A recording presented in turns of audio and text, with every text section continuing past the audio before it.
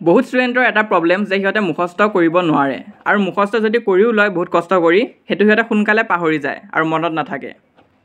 তোমাৰ লগতো কেতিয়াবা এনেকুৱা হৈছেনে যে ঘৰত তুমি ঠিকেই মুখস্থ কৰি গৈছিলা কিন্তু যেতিয়া এক্সাম হল পালাগৈ তাত তোমাৰ একো মনত আহি থকা নাই আৰু একো লিখিব পৰা নাই।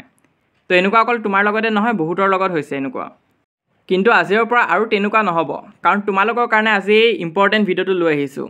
এই ভিডিঅ'টোত আমি অলপ হিউমেন সাইকোলজি বুজিম আৰু মই ইয়াৰ ওপৰত বহুত ৰিচাৰ্চো কৰিছোঁ যে কেনেকৈ পঢ়িলে তোমালোকৰ মেক্সিমাম টাইমৰ কাৰণে বস্তুবোৰ মনত ৰ'ব। প্ৰতিবাৰৰ দৰে এইবাৰো আজি মই তোমালোকৰ ওচৰত 5টা ইম্পৰ্টেণ্ট টিপছ লৈ আহিছোঁ যোনখিনি যদি তোমালোকে ফ'ল' কৰা কুৱেশ্যন এনচাৰবোৰ কেতিয়াও নাপাহৰিবা, লাগিলে যিমানে ডাঙৰ কুৱেশ্যন এনচাৰ নহয় কিয়। তো অহা দেৰি নকৰাকৈ পইণ্টছবিলাক ডিছকাছ কৰোঁ। তো আমাৰ ওচৰত ফাৰ্ষ্ট পইণ্টটো হৈছে ব্ৰেক ডাউন দ্য এনচাৰ। এই ফাৰ্ষ্ট পইণ্টটো লং কুৱেশ্যনবিলাকৰ ক্ষেত্ৰত বহুত ইফেক্টিভ হয়। মেক্সিমাম ষ্টুডেণ্টে কি কৰে কুৱেশ্যন এনচাৰ লিখোঁতে ডাঙৰ ডাঙৰ পেৰেগ্ৰাফত লিখি যায়গৈ। এনচাৰবিলাক কেতিয়াও ডাঙৰকৈ এটা পেৰেগ্ৰাফতে নিলিখিবা, এনচাৰটো ভাগ কৰি ল'বা আৰু এনেকৈ লিখিলে তোমালোকৰ এক্সামতো মাৰ্কছ দিয়াত সুবিধা হয়। তো সেনেকৈ কৰিলে তোমালোকৰ বেছি লং নহ'ব এনচাৰটো আৰু তোমালোকৰ মুখস্থ কৰোঁতে সহজ হ'ব। আৰু মই আগৰ ভিডিঅ'টো কৈছোঁ যদি তোমালোকৰ ছ'চিয়েল ছায়েন্সৰ নিচিনা ছাবজেক্ট থাকে তাত তোমালোকে এনচাৰবিলাক পইণ্টত লিখিবা তেতিয়া ভাল হয়। তো যিমান পাৰা তোমালোকে পইণ্ট ৱাইজ লিখিব চেষ্টা কৰিবা। 2-এটামান এনচাৰ থাকে য'ত তোমালোকে পেৰেগ্ৰাফতে লিখিব লাগিব, পইণ্ট ৱাইজ কাম নকৰে, কিন্তু মেক্সিমাম য'ত যিমান পাৰা পইণ্ট ইউজ কৰিবা। তো এনেকৈ কৰিলে কি হয় টিচাৰ্ছবিলাকে মাৰ্ক দিবলৈ সুবিধা হয় আৰু আমি মুখস্থও সোনকালে কৰিব পাৰোঁ।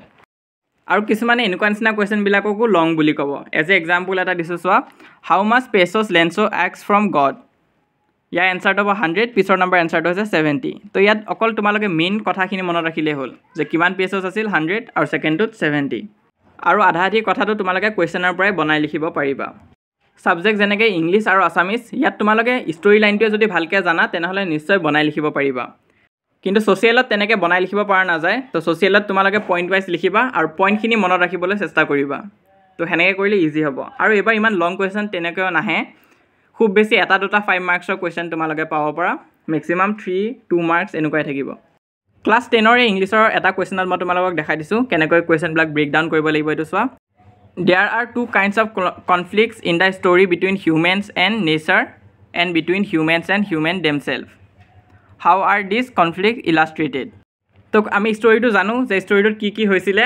তো ইয়াত 2টা কনফ্লিক্টছৰ বিষয়ে কৈছে। তো ইয়াত আমি প্ৰথমতে 2টা ভাগত ভাগি দিব পাৰোঁ। এটা কি হৈছিলে, লেঞ্চৰ ফিল্ডখন ডেষ্ট্ৰয় হৈ গৈছিলে হেলষ্টৰ্মৰ কাৰণে, যোনটো আমি অলপ ডেছক্ৰাইব কৰি লিখি দিম। আৰু নেক্সটটো আমি কিহৰ বিষয়ে লিখিব লাগিব, সেইটো হৈছে লেঞ্চৰ যেতিয়া 100ৰ জেগাত 70 পেছ'ছহে পাইছিল তেতিয়া সি এমপ্লয়িজখিনিকে চোৰ বুলি ভাবিছিলে। তো সেনেকৈ আমি কুৱেশ্যনবিলাক ভাঙি ভাঙি মুখস্থ কৰিলে সহজ হ'ব। ফাৰ্ষ্ট টিপটোতো ইজি আছিলে, অলপ বেছিক আছিলে, কিন্তু ছেকেণ্ড নাম্বাৰ টিপটো বহুত ইম্পৰ্টেণ্ট হয়। আহা এতিয়া আমি ছেকেণ্ড নাম্বাৰ টিপটোলৈ যাওঁ, ক্ৰিয়েট এ ষ্টৰি। তো বহুত ইম্পৰ্টেণ্ট পইণ্ট হয় এইটো। তো আমাৰ লিটাৰেচাৰ ছাবজেক্ট তাৰপিছত ছ'চিয়েল ছায়েন্স ইয়াতো বহুত ইউজ হয়। আমি কুৱেশ্যনখিনি পঢ়ি থকাৰ ভিতৰত আমি তাৰ ষ্টৰিটোও জানিব লাগিব আৰু আমি পাৰিলে ইমেজিন কৰিব লাগে সেই ষ্টৰিটো, কাৰণ আমাৰ ব্ৰেইনে পিকচাৰ্ছবিলাক ভালকৈ মনত ৰাখিব পাৰে। এক্সাম্পল এটা দিছোঁ চোৱা, human mind can remember image better than words. এতিয়া মই তোমালোকক এই কথাটো কৈছোঁ আৰু অলপ পিছতে তোমালোকে এই কথাটো পাহৰিও যাব পাৰা, কিন্তু ইয়াৰ ঠাইত যদি মই তোমালোকক ইমেজ দি বস্তুটো বুজাবলৈ চেষ্টা কৰোঁ যে আমাৰ ব্ৰেইনে ইমেজবিলাক বেছি ভালকৈ মনত ৰাখিব পাৰে ৱৰ্ডবিলাকতকৈ। তো এতিয়া এই কথাটো তোমালোকৰ বেছি দিনলৈ মনত থাকিব, কিয়? কাৰণ মই তোমালোকক ইমেজটো দেখাই দিছোঁ। বস্তুবোৰ মুখস্থ কৰিব হ'লে কি লাগিব, আমাক ইমেজিন কৰিব লাগিব বস্তুবোৰ। তো নিজৰ ইমেজিনেশ্যনটো অলপ ষ্ট্ৰং কৰিবা তোমালোকে। কুৱেশ্যনবোৰ মুখস্থ কৰোঁতে অলপ ইমেজিনেশ্যনৰ হেল্প ল'বা। ছাবজেক্ট যেনেকৈ ছ'চিয়েল ছায়েন্স, আছামিছ, তাত অলপ ইম'শ্যনৰ হেল্প ল'ব লাগিব আমি, যাতে বস্তুটো আমি অলপ ফিল কৰিব পাৰোঁ। ছাবজেক্ট যেনেকৈ ছায়েন্স, তো তাত তোমালোকে কি কৰিব লাগিব, এক্টিভিটি আৰু এক্সপেৰিমেণ্টবিলাক যদি তোমালোকে পাৰা ইউটিউবত ছাৰ্চ কৰি চাবা। তো যদি তোমালোকে এক্টিভিটি আৰু এক্সপেৰিমেণ্টখিনি ভিডিঅ'খিনিও যদি ভিডিঅ' ফৰ্মত যদি চাই থৈ দিয়া সেইখিনি তোমালোকৰ বেছি সময়লৈ মনত থাকিব। তো এইটো আছিলে আমাৰ ছেকেণ্ড নম্বৰ পইণ্ট। এতিয়া আমি থাৰ্ড নম্বৰ পইণ্টটোলৈ যাম, যোনটো হৈছে এক্টিভ ৰিকল।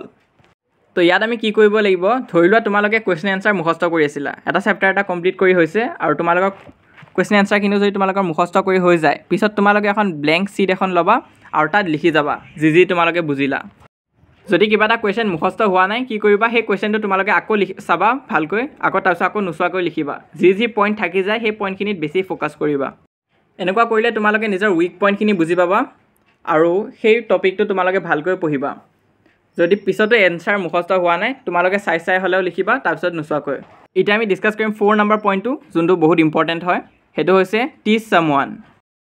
4 নম্বৰ পইণ্টটো বহুত পাৱাৰফুল হয় কাৰণ আমি মেক্সিমামে কি কৰোঁ আমি নিজে পঢ়িবৰ কাৰণে বস্তুবোৰ মুখস্থ কৰোঁ কিন্তু আমি এনেকুৱাকৈ বস্তুটো টপিকটো পঢ়িব লাগে যে যাতে আমি নিজৰ লগৰ এজনক সেই কথাটোৰ বিষয়ে বুজাব পাৰোঁ আমি যেতিয়া যিকোনো টপিক এটা নিজে বুজিবৰ জাগাত নিজৰ লগৰ এজনক বুজাবৰ কাৰণে যদি পঢ়োঁ আমাৰ বস্তুখিনি অলপ বেছি ভালকৈ মনত ৰ'ব আৰু এই কথাটো অকল মই কোৱা নাই এই কথাটো সাইন্টিফিক্যালি প্ৰুভেন হয় এক্সাম্পল হিচাপে আমি যদি শিক্ষকবিলাকক চাওঁ আমাৰ স্কুলৰ টিচাৰ্ছবিলাকক তো সিহঁতে বস্তুবোৰ অকল নিজে বুজি থৈ দিবৰ কাৰণে নপঢ়ে সিহঁতে বস্তুবোৰ এনেকুৱাকৈ পঢ়ি থয় যাতে সিহঁতে আমাকো বুজাই দিব পাৰে যাৰ ফলত সিহঁতৰ নলেজ সেই টপিকটোৰ ওপৰত আমাতকৈও বেছি আৰু সিহঁতে একো বস্তু ইমান মুখস্থও কৰিব নালাগে যিমান আমি কৰোঁ কিন্তু হ'লেও টিচাৰ এজনে সেই টপিকটো বেছি ভালকৈ আমাক বুজাই দিব পাৰিব আৰু তাৰ ওপৰত লিখিব পাৰিব এই কাৰণে নহয় যে সিহঁতৰ মেমৰাইজিং কেপাচিটিটো বহুত বেছি কিন্তু উল্টা এই কাৰণেহে কাৰণ সিহঁতে ষ্টুডেণ্ট এজনক কেনেকৈ বুজাব লাগে সেইটোৰ ওপৰত বস্তুটো অধ্যয়ন কৰি আহিছে এতিয়া আমি আমাৰ ফাইনেল পইণ্টটোলৈ যাম পইণ্ট নম্বৰ 5 যোনটো হৈছে ৰিভিজন বহুত ষ্টুডেণ্টে গোটেইখিনি কাম ঠিকেই কৰে কিন্তু শেষত এই পইণ্টটো ফ'ল' নকৰে তুমি যিকোনো চেপ্টাৰ এটা যিমান ভালকৈ নপঢ়া কিয় তোমাৰ যদি আণ্ডাৰষ্টেণ্ডিং 100% যদি হয় হ'লেও তুমি যদি ৰিভিজন নকৰা তুমি চব পাহৰি যাবাগৈ তো পৰাপক্ষত তোমালোকে ৰিভিজন কৰি থাকিবা বস্তু এটা মুখস্থ হোৱাৰ পিছত কেইদিনমান দিনৰ মূৰে মূৰে সেইটো আকৌ পঢ়িবা তো এতিয়া ৰিভিজন কেনেকৈ কৰিব লাগিব প্ৰথম ৰিভিজনটো তোমালোকে 3-4 দিনৰ পিছত এবাৰ পঢ়িবা আকৌ তাৰপিছত নেক্সট ৰিভিজন তোমালোকে 1 উইকৰ পিছত দিবা আৰু সেইটো হোৱাৰ পিছত নেক্সট তোমালোকে 2 উইকছৰ পিছত দিবা আৰু শেষত 1 মান্থৰ পিছত এবাৰ ৰিভিজন কৰিবা এনেকৈ কৰিলে কি হ'ব তোমালোকৰ বস্তুখিনি মনত ৰৈ যাবগৈ আৰু এক্সামৰ আগত যদি এবাৰ চাই যদি ওলাই যোৱা তেনেহ'লে এক্সাম হলতো তোমালোকে পাহৰি নাযাবা তো এই আগষ্ট মান্থটোৰ কাৰণে তোমালোকে এই টিপছখিনি ফ'ল' কৰি চোৱা তোমালোকৰ বহুতখিনি ইম্প্ৰুভমেণ্ট হ'ব কোনোবা এটা পইণ্ট যদি ভালকৈ বুজি নাপালা ভিডিঅ'টো আকৌ ৰিপ্লে কৰি চাবা তো আমি ইয়াত কি ডিছকাছ কৰিলোঁ ফাৰ্ষ্ট পইণ্টটো আছিলে যে break down the entire second নম্বৰটো আছিলে ক্ৰিয়েট এ ষ্টৰি থাৰ্ড নম্বৰটো আছিলে এক্টিভ ৰিকল আৰু 5 নম্বৰটো হৈছে ৰিভিজন তো এইখিনি আছিলে ভিডিঅ'টো ভাল লাগিলে লাইক কৰি দিবা যিমান পাৰা নিজৰ লগৰবোৰৰ মাজত শ্বেয়াৰ কৰিবা আৰু আমাৰ ছ'চিয়েল ছায়েন্সৰ এটা ভিডিঅ' দিয়া হৈছিলে how to get 90+ in SSLC exam যদি সেই ভিডিঅ'টো চোৱা নাই চাবাগৈ বহুত ষ্টুডেণ্টে হেল্পফুল হোৱা বুলি জনাইছে